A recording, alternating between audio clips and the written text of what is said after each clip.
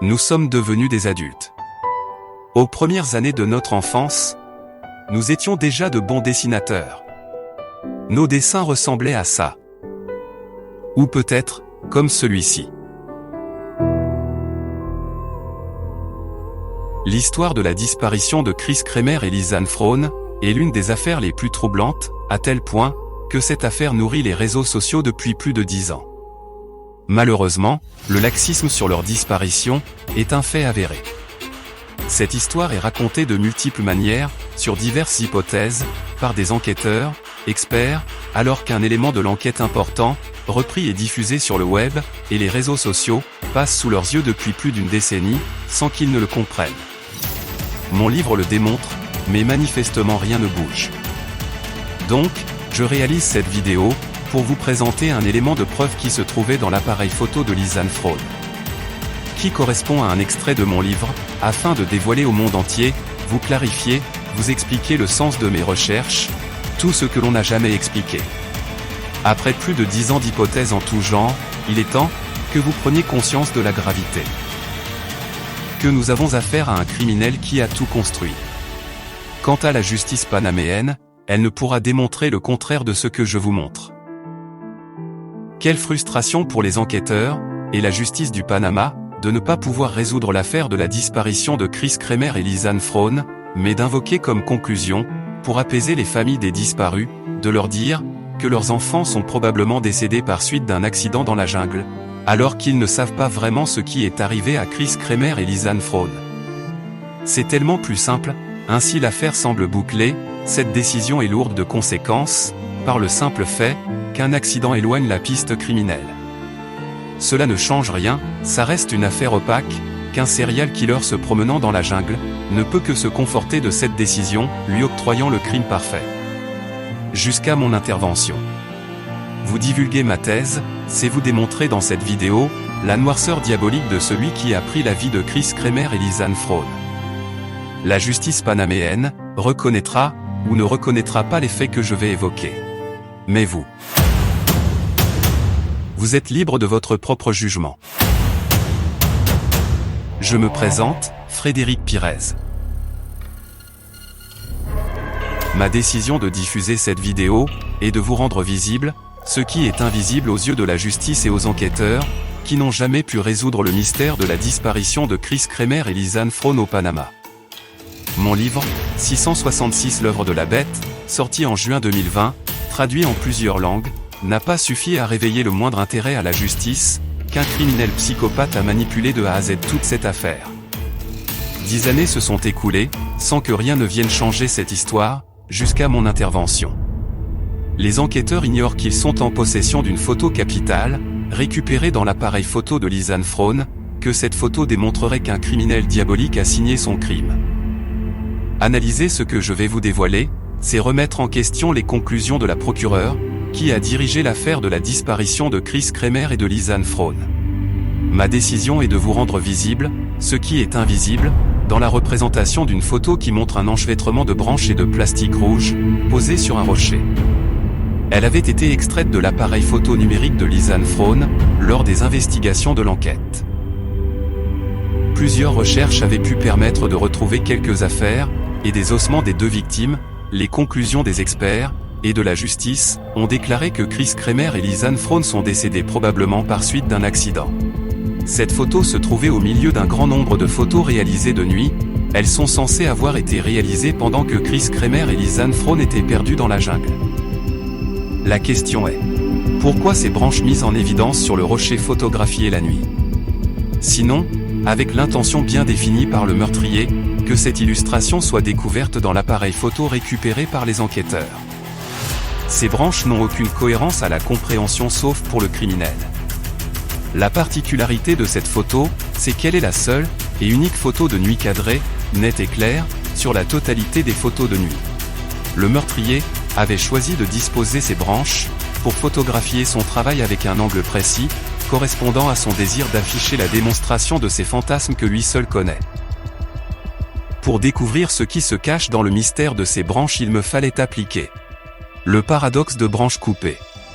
À mon sens, il y a deux façons d'aborder la composition de cette photo, celui de l'artisan qui a construit ses branches sur le rocher, et de l'artiste qui a pris la photo. Dans ce cas présent, il va de soi qu'il s'agit de la même personne. Il m'a fallu 4 mois de recherche pour conclure qu'un psychopathe criminel était impliqué du meurtre de Chris Kremer et de Lisanne Fraun. Je ne prétends pas détenir la parole ultime sur ce qui s'est passé, mais je n'ai aucun doute que le criminel a une très bonne culture générale, un QI probablement élevé, qu'il a construit, trompé, manipulé cette affaire de A à Z. Comme il serait d'usage dans cette vidéo, point de jugement de valeur ici. Chacun sa façon d'analyser la véracité de ma thèse, de vous donner le moyen de la faire, de ne pas tâtonner dans le noir, sans se poser des questions, avoir une vision juste. Mais si toutefois vous êtes en accord avec ma thèse, alors vous serez passé dans autre chose. Quelque chose de diabolique. Qui fait partie de celui qui a pris la vie de Chris Kremer et de Lisanne Fraun.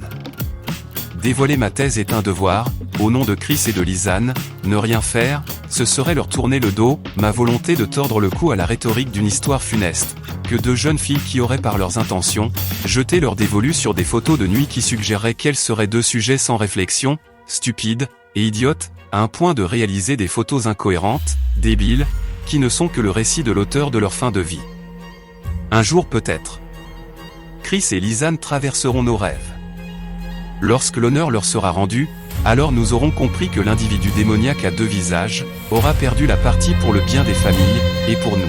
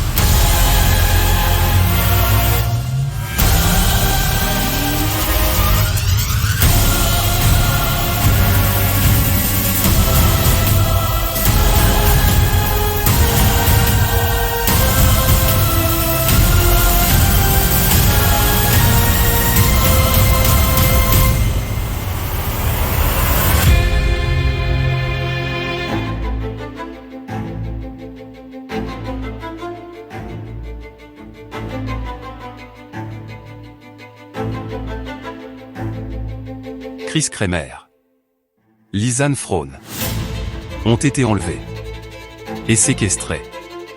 Leur vie a été emportée par un criminel diabolique.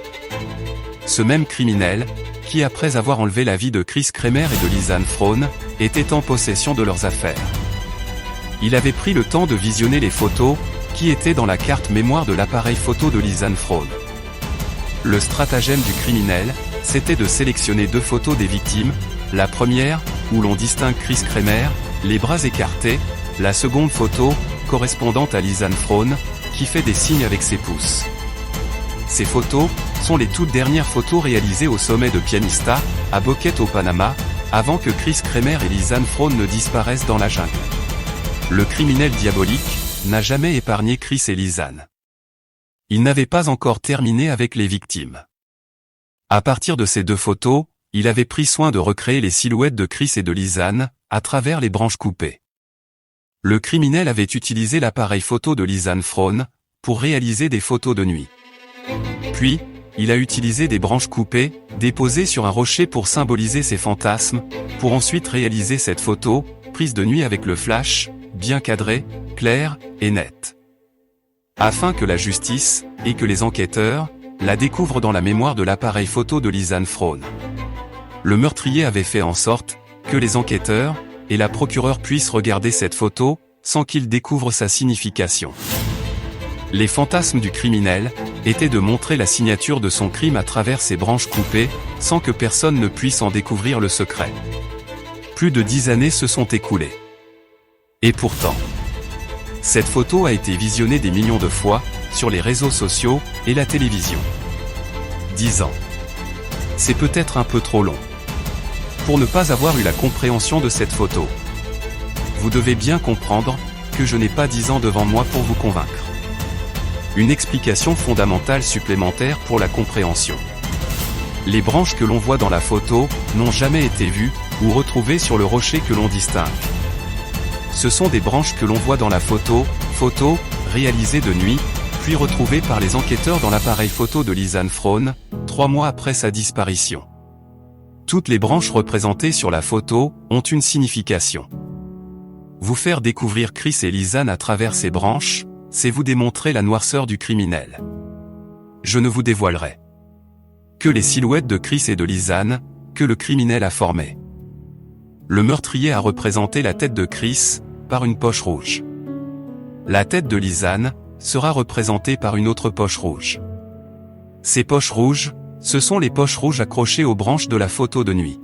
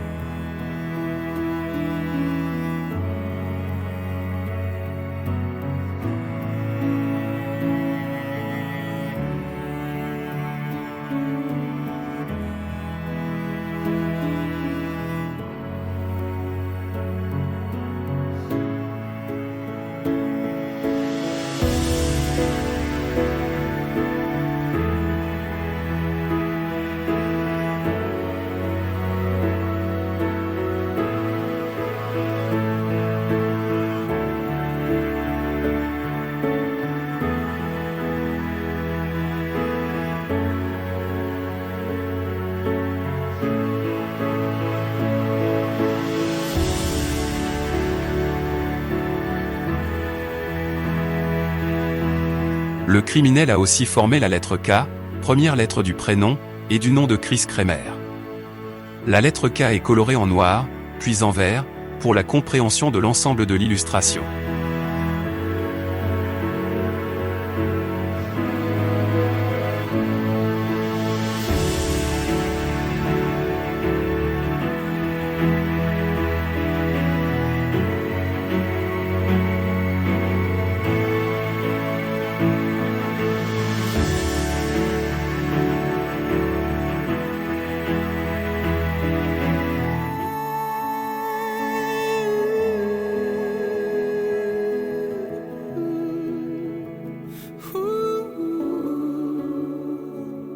In the moments where you go unnoticed, in the ordinary day-to-day,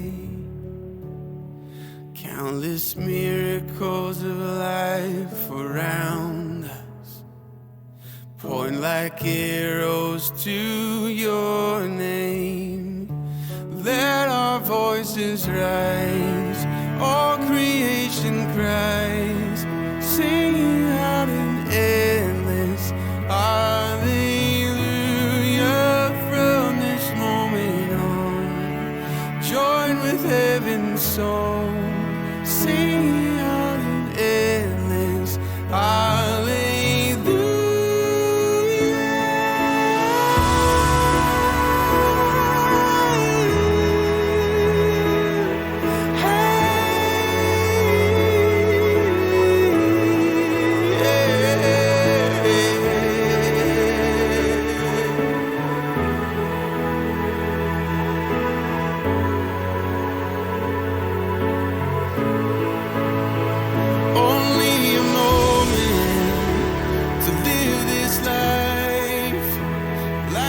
criminel a aussi formé les lettres L et la lettre F, première lettre du prénom et du nom de Lisanne Fraune. La lettre L et F sont colorées en noir, puis en vert, pour la compréhension de l'ensemble de l'illustration.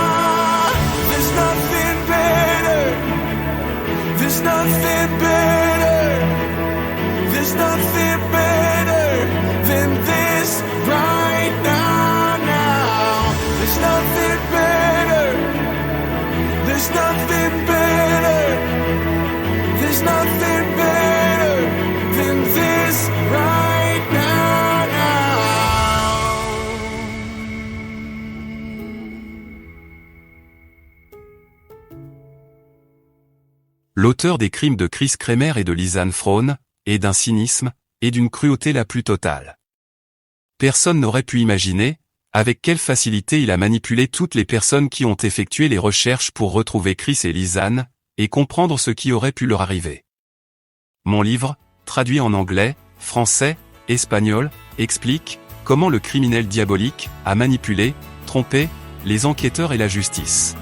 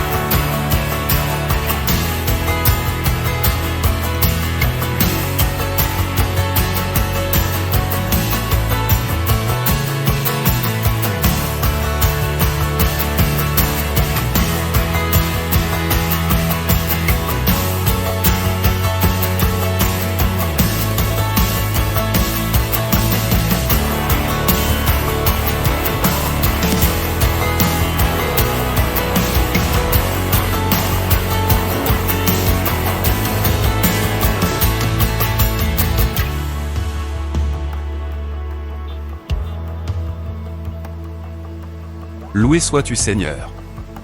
Tu as mis fin à leur martyre. Leur chemin ne se termine pas là où elles ont disparu. Au-delà du ciel, tu les as formées de nouveau. Précieuses et belles. Les anges, les oiseaux du paradis, les papillons merveilleux, les étoiles de mer, tous ceux qui volent, qui rampent, qui marchent, à côté de Chris et de Lisanne, est l'hymne à la vie. Cette réalité splendide dans laquelle tu les invites, ô Seigneur. Tu les guides dans un monde que toi seul connais.